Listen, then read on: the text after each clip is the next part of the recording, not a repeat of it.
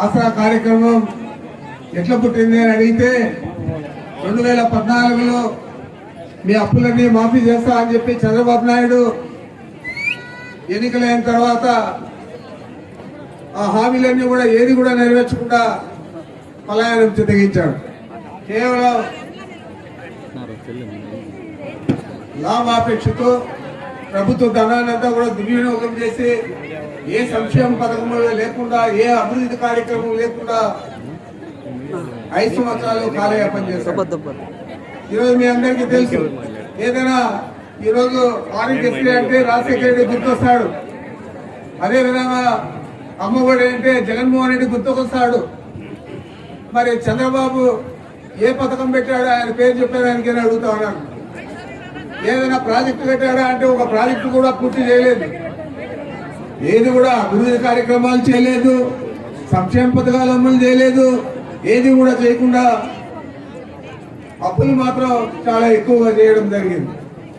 మరి ఈరోజు మనం ఆ రోజు ఆయన 14,200 కోట్లు మాత్రమే ఉన్నది ఈ మహిళా సంఘాలకు సంబంధించిన అప్పు అంతా కూడా. ఆ రోజు ఆయన అమలు చేస్తుంటే ప్రభుత్వానికి ఈ 11,000 కోట్లు మిగిలిండేది. ఈరోజు మనం 25,570 కోట్ల 80 లక్షలు రాష్ట్రం మొత్తం మీద మహిళా సంఘాల అప్పులు ఈ 4 విడతల్లో ఇవ్వడం జరిగింది. మాట చెప్పాడు జగన్మోహన్ రెడ్డి గారు, తూచా తప్పకుండా దాన్ని అమలు చేశాడు. మీ అందరికీ కూడా తెలుసని కూడా మీకు మనవి చేస్తా ఉన్నాను. ఈరోజు అదేవిధంగా అనేక కార్యక్రమాలన్నీ కూడా ఎన్నికల హామీలు ఏమైతే ఇచ్చాడో జగన్మోహన్ రెడ్డి గారు అన్ని కూడా అమలు చేశాడు. అన్ని కూడా అమలు చేసి ఈరోజు ఎక్కడైనా ఇలాంటి సభలో వారు వచ్చి మాట్లాడేటప్పుడు నాకు మీడియా లేదు, నాకు పసుపు పత్రికలు లేవు, కానీ నాకు మీరు అండగా ఉన్నారు, మీ అందరికీ కూడా మంచి చేశాననే ఆలోచన ఉంటే తప్పకుండా నన్ను ఆశీర్వదించండి, నాకు మద్దతు ఇవ్వండి అని చెప్పి జగన్మోహన్ రెడ్డి గారు చెప్పే విషయాన్ని మీరందరూ కూడా టీవీలలో చూస్తుంటారు, పత్రికల్లో చదివింటారు. ఈరోజు మొత్తం మీద అమలు చేయలేని హామీలన్నీ కూడా ఇచ్చి చంద్రబాబు నాయుడు 600 హామీలు ఇచ్చి 100 పేజీల మేనిఫెస్టో అవన్నీ కూడా అమలు చేయకుండా 5 సంవత్సరాలు కాలయాపన చేసి తిరిగి ఇప్పుడు మళ్ళా కొత్త హామీలు, నేను అదేదో సూపర్ 6 అనేది ఏదో చెప్తా ఉన్నారు, ఆ హామీలన్నీ కూడా నెరవేరుస్తా. ఆ హామీలన్నీ కూడా నెరవేర్చడానికి వీలు కానివి, మన ఆర్థిక స్తోమత, మన ప్రభుత్వ ఆర్థిక స్తోమత సరిపోదు, దానికి అప్పించే పరిస్థితి కూడా ఈ రాష్ట్రానికి ఉండదు, అవి అమలు చేస్తాయని కూడా మీకు మనవి చేస్తా ఉన్నాను. ఆయన ఇప్పుడు కూడా అదే తప్పుడు మాటలు, తప్పుడు హామీలు ఇస్తా ఉన్నాడు. మనలందరినీ కూడా మోసం చేసే పరిస్థితి ఈరోజు అతను చేపట్టాడు. మనం అందరూ కూడా జాగ్రత్తగా ఉంటేనే ఈ 5 సంవత్సరాలు ఏ విధంగా అన్ని సంక్షేమ పథకాలు మీ ఇళ్లకు అందాయో ఆ విధంగానే రాబోయే 5 సంవత్సరాల్లో కూడా జగన్మోహన్ రెడ్డి గారు చేస్తాడు. ఆయన ఏం చెప్తే అది చేస్తాడు, ఏం చేయలేదు అది చెప్పలేడు. ఎందుచేతంటే 2014లో ఎన్నికల మేనిఫెస్టో కమిటీలో నేను సభ్యుడిగా ఉన్నాను. మా చిత్తూరు జిల్లాలో లాస్ట్ పాదయాత్ర జరిగింది.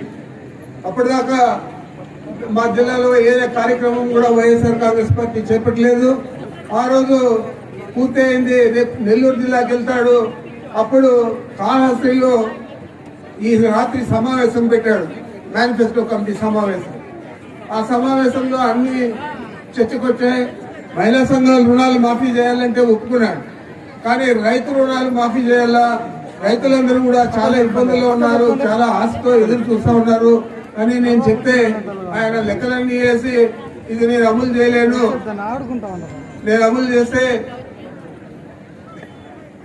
నేను అమలు చేయలేను, నేను ఒకవేళ ఇప్పుడు ఎన్నికల్లో చెప్తే రేపు చేయకుండా పోతే ఇలాంటి వాడు జగన్మోహన్ రెడ్డి రాజశేఖర రెడ్డి గారి కడుపున ఎట్లా పుట్టాడు అని చెప్పి చనిపోయిన మా తండ్రిని కూడా తిట్టిపోసే పరిస్థితి ఉంటుంది. కాబట్టి దయచేసి నా ప్రజలు నా మాట నమ్మి వేస్తే వేయని, లేకపోతే ప్రతిపక్షంలో అయినా కూర్చుంటా కానీ నేను అమలు చేయలేను అన్నాడు. అప్పుడు రాత్రి 2 గంటలే చేద్దామన్నా అంటే కూడా నాకు అవసరం లేదు, నేను వెళ్తా ఉన్నానని చెప్పి ఆయన మీద కోపంతో తిరుపతికి వచ్చేసాను. తీరా చంద్రబాబు నాయుడు చెప్పాడు రైతు రుణాలు మాఫీ చేస్తామని, అధికారంలోకి వచ్చాడు, అందరినీ కూడా అడగదొక్కాడు. మరి ఈయనేమో అమలు చేయలేనని చెప్పి చేయకుండా ప్రతిపక్షంలో కూర్చొనే పరిస్థితి తెచ్చాడు. మరి ఆ రోజు అనిపించింది నాకు, ఇప్పుడు నిజమే చెప్పాడు, అమలు చేసేదానికి వీలు కాదు, అంత డబ్బులు ప్రభుత్వ ఖజానాలు లేవు కాబట్టి, మరి వారు నిజం చెప్పారు కాబట్టి ఈరోజు ప్రతిపక్షంలో కూర్చున్నా కూడా గౌరవప్రదంగా ఉందని చెప్పి నేను కూడా భావించాను. ఆ విధంగా ఆయన ఏది చేస్తాడో అదే చెప్తాడు, ఏది చేయలేడో అది చెప్పలేడు. మరి ఇలాంటి వ్యక్తికి మనం మద్దతు ఇవ్వాలా, ఇలాంటి వ్యక్తిని మనం నమ్మాలా, కానీ మాయ మాటలు చెప్పి మోసపూరిత మాటలు చెప్పి అధికారంలోకి వచ్చి అవన్నీ కూడా కాళ్ళ రాసే పరిస్థితి చంద్రబాబు నాయుడు గారు చేశారు. మరి మళ్ళా ఇంకొకసారి వస్తా ఉన్నాడు ఇప్పుడు తప్పుడు మాటలతో, తప్పుడు వాగ్దానాలతో వచ్చి ఈరోజు మళ్ళా నేను అది చేస్తా ఇది చేస్తా అని చెప్పేది కాకుండా ఇంకా పెద్ద పెద్ద కోరికలు కూడా చెప్పొచ్చాయి. ఇప్పుడు జగన్మోహన్ రెడ్డి గారు సభలో కూడా చెప్తా ఉంటాడు, 1 కేజీ బంగారు ఇస్తారంటారమ్మా, ఒక్కొక్క మహిళకు, ఒక్కొక్క రైతుకు బెంచి కారు కొనిస్తా అంటాడు, ఒక్కొక్క యువకుడికి మోటార్ సైకిల్ ఇచ్చి ఇంటికి ఒక ఉద్యోగం కాదు, ఆ యువకులందరికీ ఉద్యోగాలు ఇస్తానంటాడు. మరి ఇవన్నీ అమలు చేయడానికి వీలైతాయా? ఇవన్నీ అమలు చేస్తాడా? మీరు ఆలోచన చేయండి. తప్పుడు మాటలకు మోసపోవద్దండి అని చెప్పి ప్రతి సభలో కూడా చెప్తా ఉన్నారు. ఈరోజు మేము మహిళలకంతా కూడా ఈ ప్రభుత్వం పెద్ద పీట వేసింది. ఈరోజు ధైర్యంగా మేము మహిళలను ఓట్లు అడగడానికి ముందుకు రావచ్చు. మా నాయకులు కానీ మా కార్యకర్తలు కానీ అందరూ కూడా. ఏం చేద్దంటే ఈరోజు మొట్టమొదటిసారి స్వతంత్రం వచ్చిన తర్వాత 32,65,000 ఇళ్ల పట్టాలు ఇవ్వడం జరిగింది. మహిళల పేరుతోనే ఇవ్వడం జరిగింది. మరి 26,50,000 ఇళ్లు మంజూరు చేయడం జరిగింది. దాంట్లో ఇప్పటికే 16 లక్షల ఇళ్లు పూర్తి కూడా అయ్యాయి.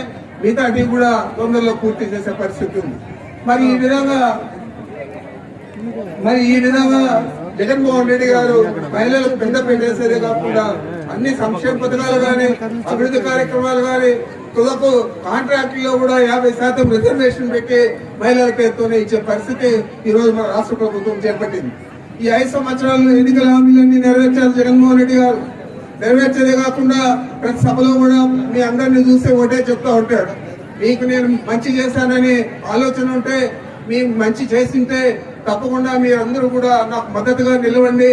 మీరే నాకు అందరూ కూడా స్టార్ క్యాంపెయినర్లు. ఎందుకంటే నాకు ఎల్లో మీడియా లేదు, ఎల్లో పేపర్లు లేవు, మీరే నాకు స్టార్ క్యాంపెయినర్లు, మీరే నాకు మద్దతు ఇవ్వాలని చెప్పి ఏదైతే అడుగుతున్నాడో ఏం చేద్దంటే చెప్పాడు, చేశాడు. ఈ రోజు ధైర్యంగా మీ ముందుకు వచ్చి ఆశీర్వదించమని అడుగుతూ ఉన్నాడు. మరి ఈ అన్ని రంగాలలో కూడా ఈ రోజు మనం ఎంతో అభివృద్ధి చేద్దాం.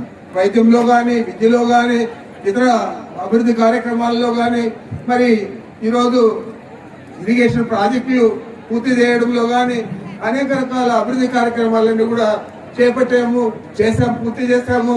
మరి ఇలాంటి ప్రభుత్వానికి మీరు మద్దతు ఇవ్వాలా? ఏదో తప్పుడు మాటలు చెప్పి, తప్పుడు వాగ్దానాలు చెప్పి తీరా అవన్నీ కూడా అమలు చేయకుండా అధికారంలోకి వచ్చి 5 సంవత్సరాలు మనలో ఎన్నికలు వస్తే మళ్ళా తిరిగి మనం కోలుకోవాలంటే మళ్ళా 5 సంవత్సరాలు పడతారు. కాబట్టి తప్పు చేయొద్దండి, బాగా ఆలోచన చేయండి. మనకి ఎవరు సహాయం చేశారో వారికి మనం మద్దతు ఇద్దాం. ఆ జగన్మోహన్ రెడ్డి గారు తప్ప ఎవరు కూడా ఇంతవరకు ఎన్నికల హామీలు పూర్తి స్థాయిలో నెరవేర్చిన ముఖ్యమంత్రి రాష్ట్రంలో ఎవరు కూడా రాలేదని కూడా మీకు మనం చేస్తా ఉన్నాను. అంచేతే జగన్మోహన్ రెడ్డి గారికి మనం అందరూ కూడా సైనికులుగా పనిచేస్తాం.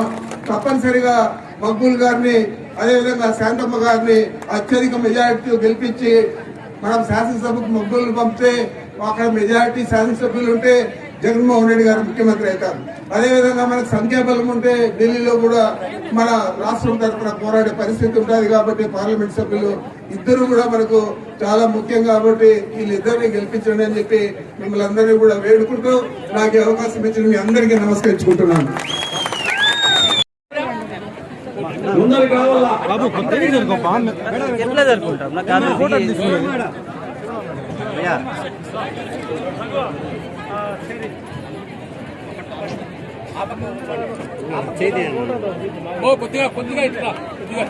జై జగన్.